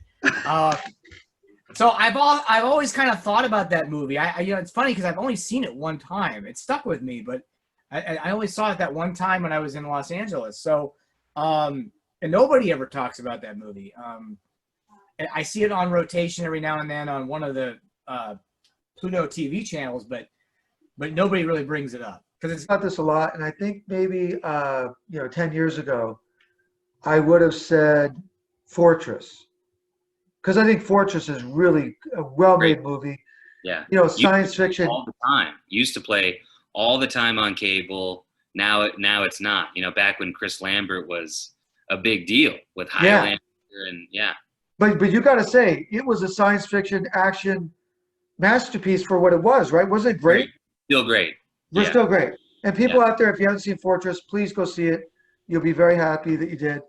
But as I thought about it a lot, I think the one that I never hear anybody ever talk about, and it's not that old, it's like 13 years old, is his Hitchcockian thriller, Stuck, which is based on a true story. Huh. There was a woman in Dallas, Texas, that hits a guy, and he's on the front of her car, and she took him into his garage and didn't take care of him, didn't call the police. So it was based on a real situation. Is that crazy? That's interesting. And it's something that he seemed interested in, because I remember when I met him towards the end of his career, and he was the movie that he was trying to get off the ground was based on a true story. It was based on, if you remember, there was two men found each other online. One wanted to cut off his penis, and the other one wanted to cook it and eat it. And that's what they did. Wow. Right? So that's the story that he wanted to make. So he loved these kind of true stories that, were interesting jumping off points for something surreal and bizarre, I guess. Yeah, well, remember Michael Mann, the great director, he said there's nothing more interesting than reality. Yeah. Which is probably true, right? Sure. Yeah, you can't make that up. But what I thought he did so well that no one gives him enough credit for is he sustained suspense for so long. I mean, once that guy gets hit, you don't know, is he going to get saved? Is she going to take care of him? Is she going to report? Is he going to die? I mean, there's all these things going on. And actually, I think there's some moments of humor too, which nobody should be surprised with Stuart Gordon. whether it's Honey, I Shrunk the Kids writing or the stuff he did in Re-Animator. He always gets humor in his movies, even when it's kind of a bleak situation. But I thought that the way he juggled the actors and that believable situation with Stephen Ray playing the guy in the hood of the car, and you know, I just really respected it. And I'm a big suspense thriller guy, and I think that he made one of the ones that no one ever talks about that's really good. Yeah. A lot of time working on some short fiction, trying to put together some short stories. I'm going to attempt to wrangle them into some kind of anthology. The working title is Tales I've Heard on the Way to Hell. That sounds good. You know, that's what it's going to be. You know, goofy, scary tales, I hope. Well, thank you for spending the time with us today and honoring these two masters. This is our 4th year. You've been part of it the whole time. Thank you for the opportunity. Thank you, Chris. Thank you. And you have a great day, my friend. Thank you, pal. Okay. Thanks for it. All right. Okay. Bye-bye.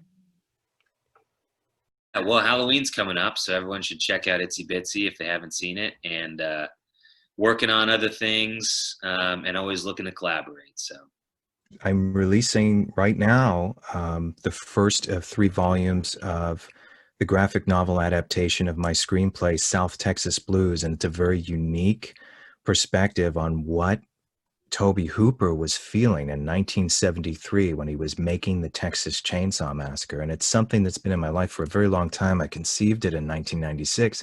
I wrote it in 2005. And we had it published in Fangoria magazine for a year as a comic strip. And now I'm finally making it available. And it's a perfect adaptation. So I'm actually releasing the screenplay to the public. And I have some people that want to make the film with me, a couple of different groups, you know, as a investors and producers, and that's something I'll certainly make within the next couple of years. And I have a few new TV shows in development. 2020 kind of put things on a temporary pause, but we're still going forward with everything. And I finally decided to put out my own podcast. It's called Off to the Witch, and it's available on all platforms, including Spotify, and it covers a lot of things that I really believe in. I think a lot of podcasts don't have a story aspect, and I've imagined where this could go. It'd probably eventually be a television show that could be on the podcast circuit, but also be out there in the world. And, you know, me choosing to do things like I do in my own shows. I also host my TV shows. So I'm out there exploring things as well. So I'm doing it. I only do things that I'm interested in doing. And so I'm working on an independent film right now that was put on pause for a little bit because of COVID, but we're going back into it shortly. This is all I do day in, day out. And I'm writing a book with a lot of the stories that I'll be turning into films. And that'll be out next Halloween. Short stories and novellas, you know, horror and science fiction. So that's what I say to anybody who is a movie maker or is an aspiring movie maker, is that is your world. It's for you to offer us. I can't wait to see your stuff. Don't worry about what anyone else is doing. Don't try and fit in. That is not the secret to my success, trying to fit in. I've been doing my stuff. I will continue to do my stuff. I will continue to aim higher and forward and make the greatest stuff I can bring to the world, just like the people that inspired me. And that's it. That's what I do. Right now, I'm working on a Christmas romantic comedy called Another Wild Christmas. It's called Another Wild Christmas Adventure. So it's a romantic comedy. It's a short film, something that an idea I came up with. And hopefully we start filming in November. You know what I'm saying? We just got to kind of deal with COVID and to see how that goes. You know, COVID is really, basically stopped production for a lot of things. I wrote a new script called Short Leash, and it's kind of, I would describe it as Cujo meets Panic Room. It's like a home invasion thriller where the antagonists have to fight off a dog that when they're breaking into this house, and the dog is basically triggered by them breaking in, and it turns into this. It's going to be a lot of fun, and I want to shoot it as soon as possible. I'm developing it with a group out in LA right now. I mean, I Am Lisa comes out October 9th, and I think the DVD Blu-ray release is until January, but that movie's going to be coming out in the fall. And again, that movie was made on a shoestring here in Kansas City with a lot of love, I would hope that Short Leash is next, and then I've got a couple other projects I'm working on at the same time. So we'll see what happens. Obviously, seek out Gruesome Threesome on Vimeo.com and on demand. When Devil's 5 comes out, and then later at some point, Double Vision. I just directed a music video last Sunday, which is one of the songs that will be on the soundtrack for Double Vision to help promote the movie and the soundtrack. But the movie I want to make next, I'm in the development stage. It's called Anomaly. It's a paranormal ghost story that my goal is to make one of the 5-10 scariest movies ever made. Whether I achieve that or not, that's my goal. I think that every director only gets 1 or 2 movies that are really going to be the big ones. And for me, this could be my Nightmare on Elm Street. This could be my Halloween. This could be my Evil Dead. So, and with COVID-19, you never know what's going to happen to any one of us anytime. And when I was thinking about what I wanted to do next, I said, what's the movie I got to make before, knock on wood, I die, which I hope isn't anytime soon. And this is the movie I got to do before that ever happens. So for that reason, it's worth like the next couple of years of my life working on it.